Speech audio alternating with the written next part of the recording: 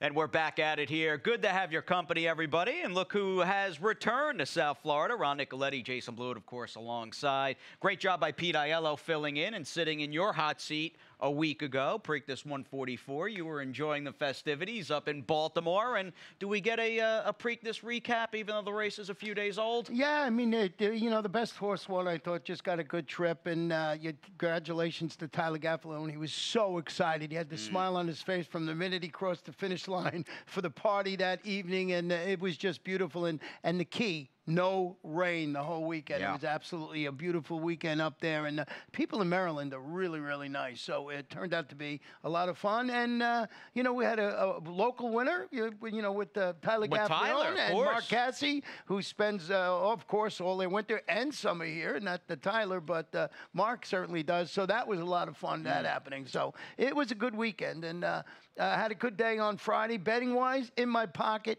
not so Saturday. Not so Saturday, Not so okay. Saturday. Which is funny because here at Gulfstream Saturday, had a great day in the pick box. Sunday was a complete disaster. Even a couple of fans, they were half joking, but boy, I was getting a little hot under the collar late in the day. But nonetheless, we're happy to be back in the mix this afternoon with the Fast and Firm 9-race card on this Thursday, May the 23rd. And with that in mind, and it's almost hard to believe, I mean, geez, about 2.5 weeks out to the third and final leg of the Triple Crown, the Belmont Stakes. But, I mean, that said, May is just about over, and lo and behold, it is the start of a 5-day racing week here at Gulfstream Park. Monday, of course, is Memorial Day, Memorial Weekend upon us, and 1:15 first race post time. That tells me we likely have a 10-race card coming down the pipeline, or maybe 11, but make your plans to join us Thursday through this coming Monday, Memorial Day. Yeah, Memorial Day. Always a nice time here. A lot of pomp and circumstance going on. So we'll see what goes on Memorial Day. And lots of things going on here. We got burgers, beers, and bets. Now, this I really like. I love this. This is a Saturday sort of extravaganza and festivity to match whatever else is going on here in South Florida. You can't go wrong. $20, you get the burger, a couple of beers, a $2 betting voucher. You can't go wrong with the pocket program and a casino free play. And I was looking at the menu. They've got a black bean burger I may have to try, turkey burger, but a fairly extensive menu. Definitely check it out over at Clocker's Corner. Can we take advantage of this? I'm thinking I don't see any fine print down there. You know, the rules and regulations, Ronnie. So I'll tell you what, lunch Saturday on you. On me. What a guy. I knew that was coming. Yep, of course. Now, as far as what's going on this afternoon, there are a few key items, if you will, in our daily rite of housekeeping here on Gulfstream Park today.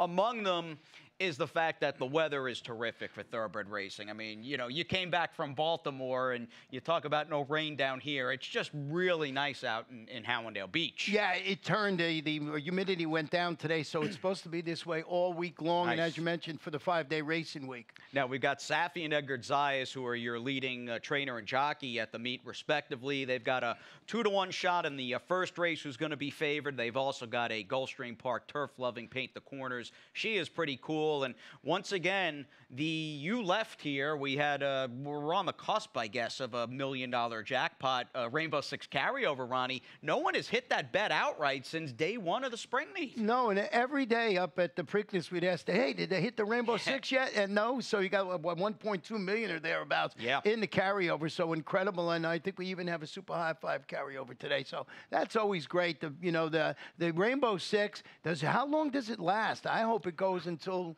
whenever. Yeah, Summit of Speed Day comes to mind, or that weekend. Now, the calendar as far as how do they phrase it here in South Florida? They've got to pay the Rainbow Six out, I think, on June 30th. But Summit of Speed, if memory serves, is June 29th. Two key carryovers, though, as Ronnie pointed out, about $1,800 in the super high five. And we really focus in on a race 4 start point in today's jackpot Rainbow Six. And even looking at the weather in the background there, I mean, could you have a nicer South Florida East Coast racing cathedral than the one we've got here at Gulfstream Park. Just beautiful outside and a world-class facility. Yeah, fast and firm, and I'm ready to go. Absolutely. So the carryovers are out of the way. We can dive into, in fact, the opening pick 5 on the afternoon. Pete had a pretty good week. Hit the pick 5 a week ago at a nice $30 winner on top in last Thursday's late 5. I hope I'm half as lucky here, starting out the sequence with a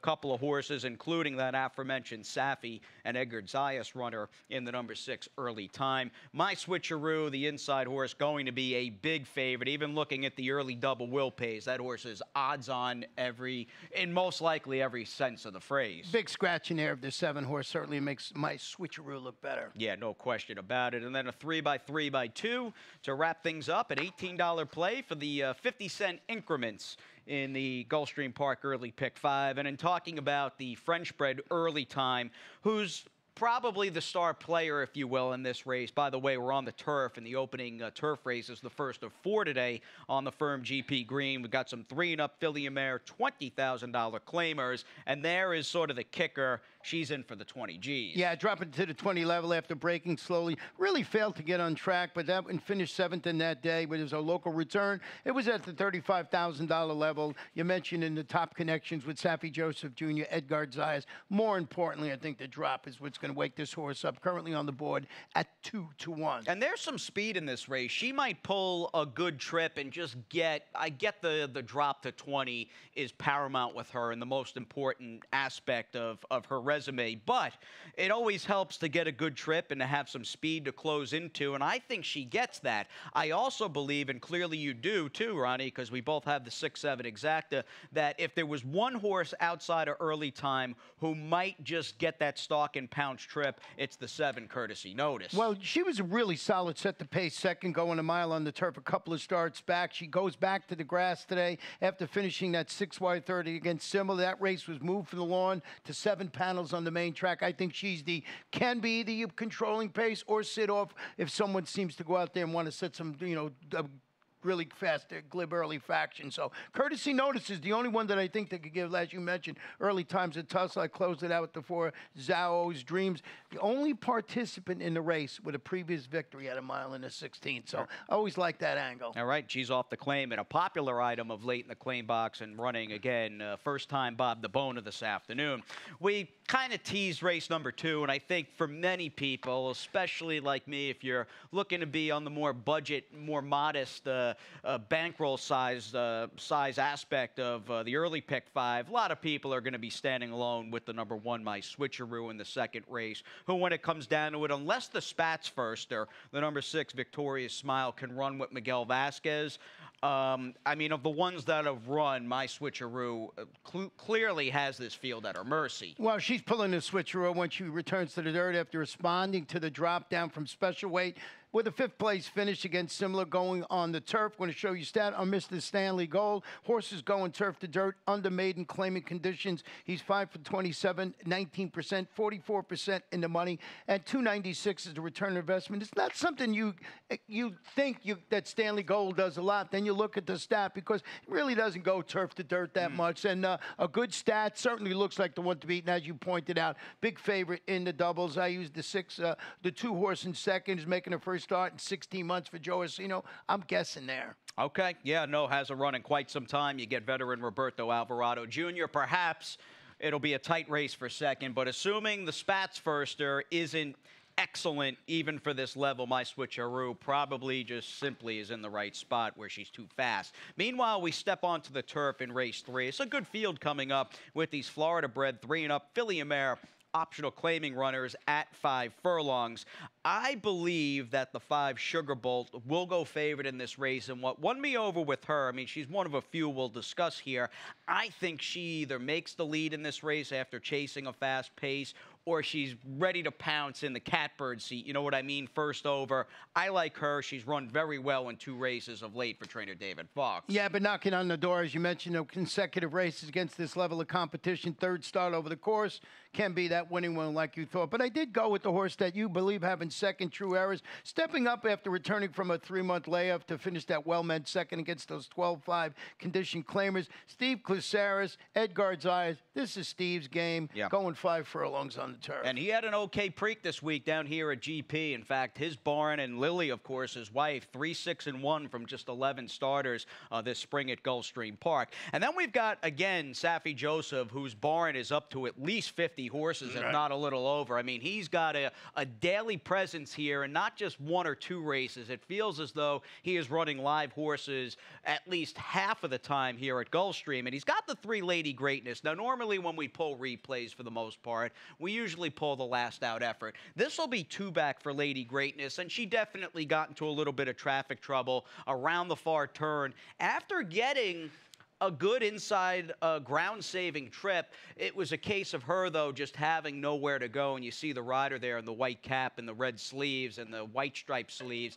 just having her covered up and not really getting the best of things off the far turn back on April 11th. But for her, just so you're aware, this is 2 back for Lady Greatness. If you printed out the PPs, say, when they drew this card on Saturday, she ran Sunday afternoon, or they drew today's card. They drew today's card on Saturday. Right. So she came back and ran Sunday. Just note this is the 2nd race in a 4-day span for Lady Greatness. Yeah, she ran okay last time out. It was just a couple of days ago. The barn not known for 1 to 7 day layoff. I'm going to look down here on my paper. They got it as 1 for 2, so not too bad with 1 for 7 day layoff on the recent form statistics. Yeah, 5-year span, Safi 3 for 16 with that move, and we'll see how she does. Lady Greatness coming back, was 5th here Sunday afternoon against Catharsis. As we take a little time out, we'll talk a little Stronach 5. We've got Ronnie off the layoff, his Rainbow 6, and a whole lot more, so stay with us.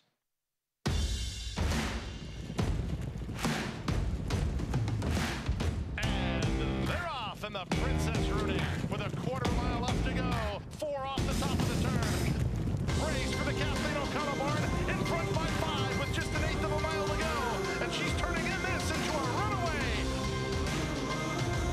The powerhouse performance. She punches her ticket to the Breeders' Cup and wins by 5.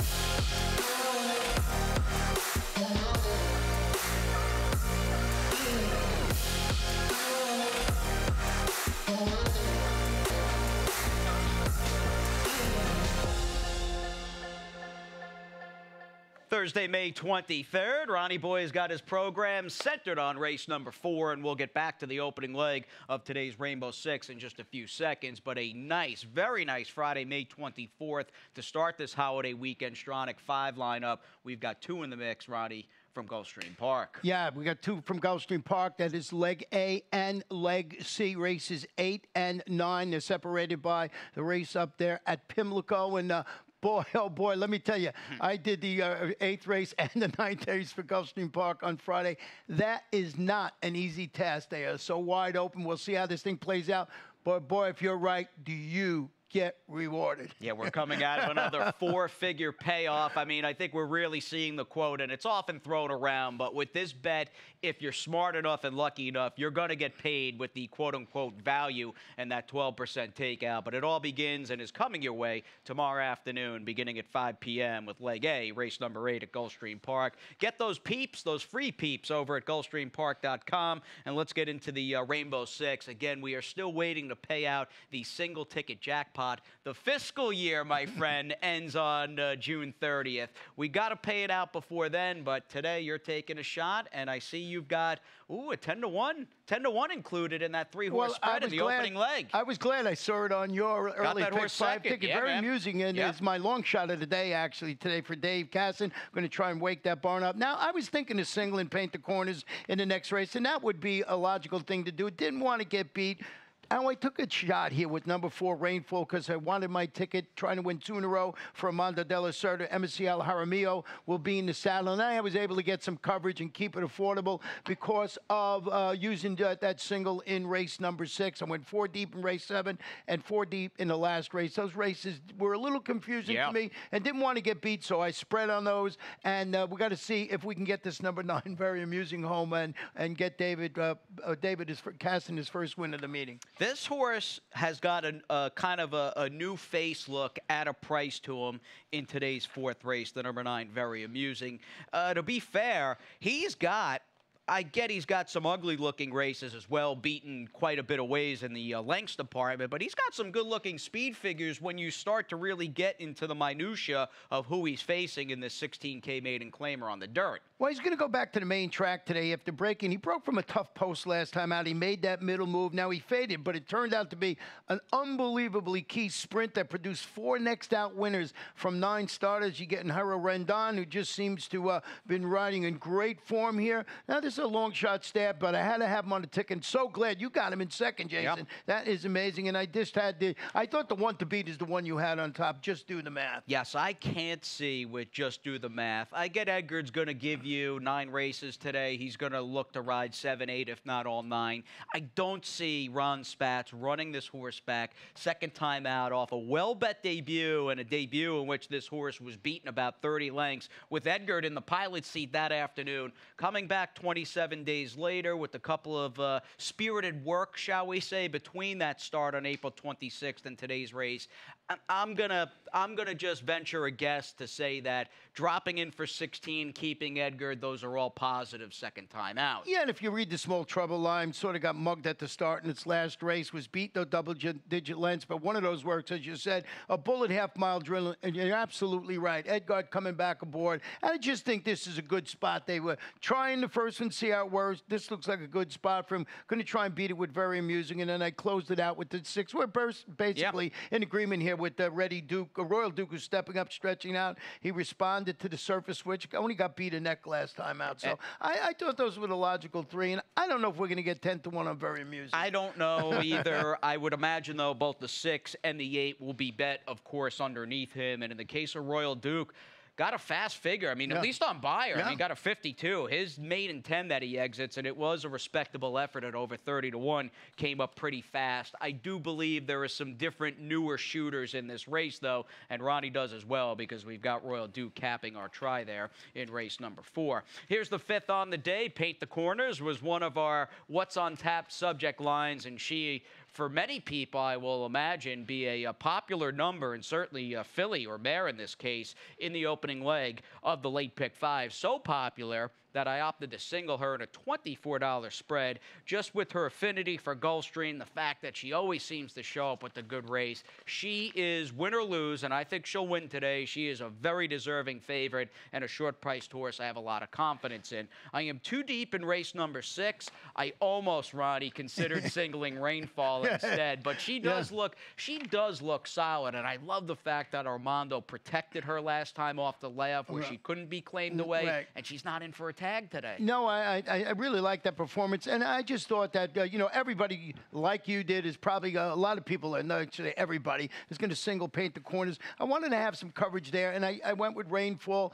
but if you can afford it, maybe you spread a little bit in race 6. Yeah, race 6 is a 2-horse spread in my, or on my ticket here and in my book. The race that gave me fits today, and you're 4 deep. We didn't use the exact same quartet, but I've got a 4-horse spread to cap things in the 9th today, which is a scheduled dirt race at a 3-and-up filly mare, $35,000 to $25,000 maiden claimer. There's just a lot going on in that race, don't you think? Yeah, and I mean, that's why I wanted that coverage in race number 7 and race number 9, like you did too. And those are the ones that had me a little confused. And you got 1-8 in the 8th race. I went 1-6. Boy, that 8 is scaring me. The 8 in the 8th race. Hold on. And that'll kick off, by the way, a all-main track late double. All right. Is that Magic the One going to be a big favorite? Oh, yeah. Oh, exactly. But I hear you. Bueno Moza, if I'm saying it correctly. Right. Winslow Homer filly, who's got a good post. She strikes me, if there is a potential upsetter, because the 1 horse is going to be a massive favorite,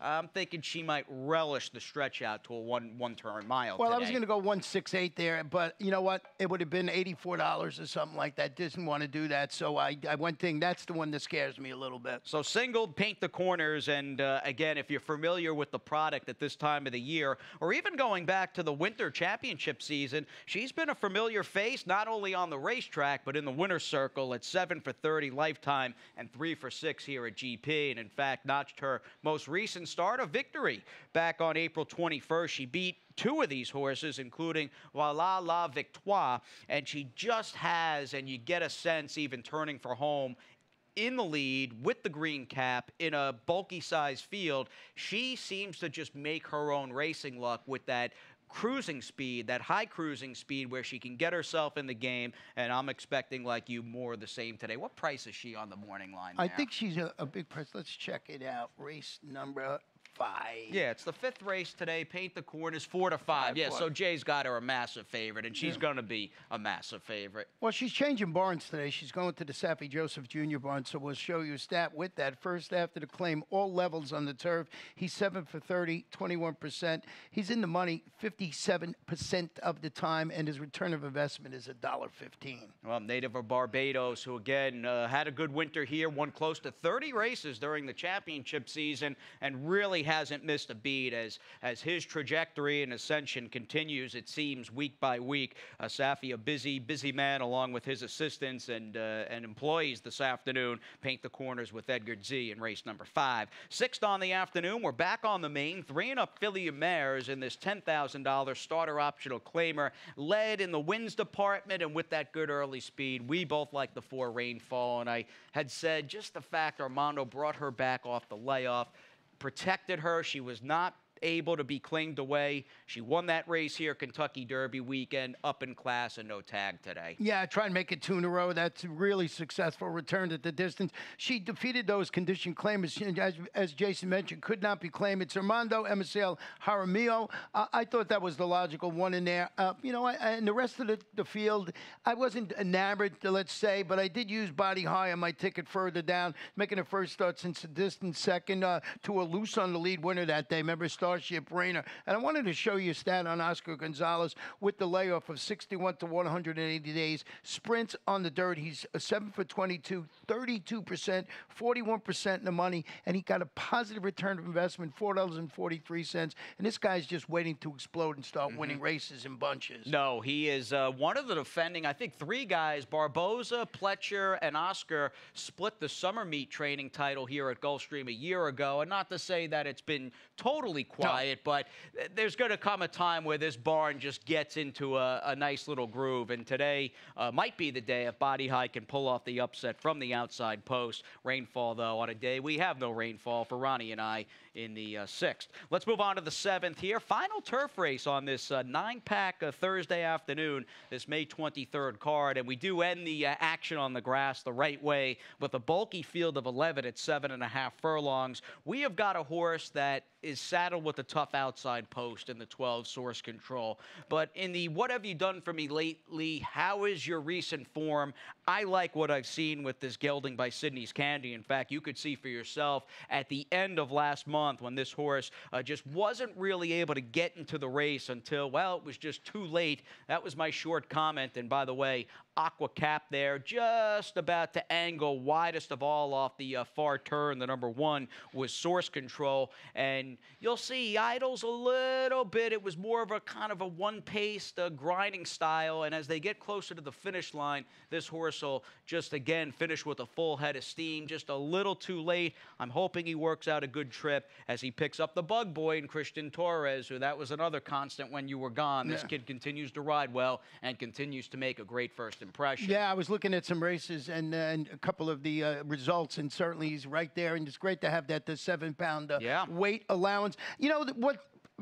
On paper, I think you got the logical one, but I just didn't want to. I wasn't enamored with the post going 7.5. I know. I'd lose more races trying to get the outside horses to win at 7.5 furlongs. With that said, I did go a little further inside with Shanghai Noon, stretching out around 2 turns after responding to a drop down to this level. 3rd place finish that was going 5/8 of a mile. So I wanted to see what Mark Cassie did with horses going from a sprint to route, claimers on the turf, right here locally at Gulfstream Park, and it's a big sampling. He's 10 for 47, 21%, 47% in the money, 221 in return of investment. And Shanghai Moon, I'm just going with that little bit of a speed play today with the stretch out today.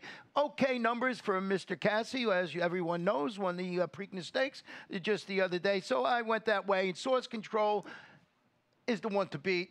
I got to see him do it from outside. Yeah, so Ronnie's 8-5-12. I'm going to go 12-5-9. And just looking at trader Mark Cassie, who was in and out throughout the championship season. I believe that video was taken Pegasus Day because he did have the rain slicker on. But what a career that he continues to stamp for himself. And the fact that he is a year-round factor and presence in this part of the country certainly makes us root for a guy like Mark Cassie. And just looking ahead, Ronnie, to Saturday's 12-race card, you've got a 2-year-old owned by John Oxley, I believe by Candy Ride, debuting for Mark Cassie, $775,000. I know you saw that horse. Yeah, he's a half to the horse Classic Emperor, who ran second in the Preakness Stakes. Who Mark trained, of course. No, Mark trained, so I ran second in the Preakness Stakes just the other day. Yeah, so Mark Cassie again. But that is on the turf. Yeah, turf race for sure. Wesley Ward's got one in there. Yeah. There's a couple of nice 2-year-old races here Saturday afternoon, including the first horse in Florida, sired by Liam's Map, who I think is going to be a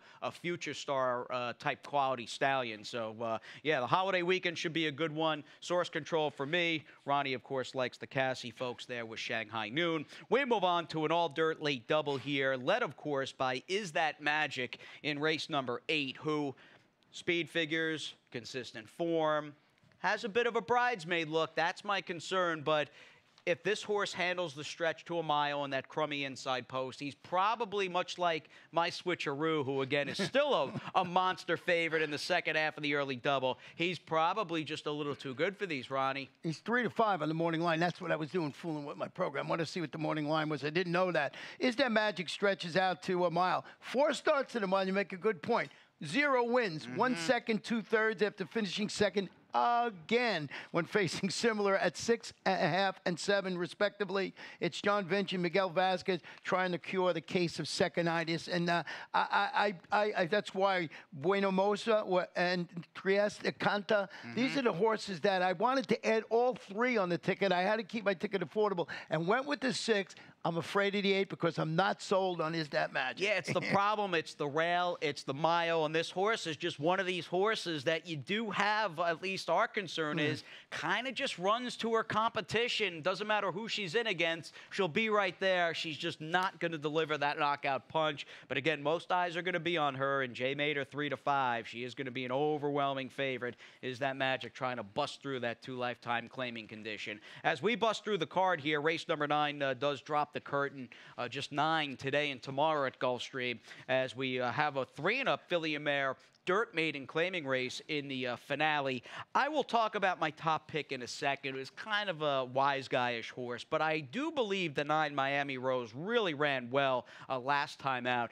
You know, sometimes, Ronnie, you see a short trouble comment in the PPs, and you watch the race, and you go, okay, I see it, but it didn't really affect, you know, this horse. Well, Miami Rose was legitimately steadied at the start, and this was just a really unfortunate beginning for the number 3, as she was completely taken out of the race and had to close. I mean, she was a speed horse in all of her 5 races prior to this. I was really encouraged, giving the bad break and all, that she was able to pass horses, and at least by the time they hit the top of the stretch, because she'll flatten out, but she launches this 4 to 5 wide sweep. I was encouraged how well she ran, again, being again, kind of just rowing upriver there without a paddle, if you will, because the flow of the race was so different from her prior 5. Yeah, I mean, I as the reasoning, I went 4 deep. I had to respect her. I have her further down on the ticket, but I didn't want to get beat by her. We both have her in 4th. Now, I want to hear about your number 5,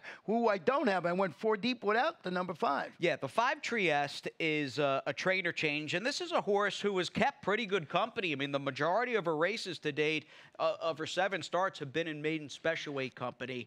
This barn, this trainer, Amador Sanchez, he's 2 for 4 in the year. He's 2 for 4 at the meet. He's getting a trainer change with this daughter of Shanghai Bobby.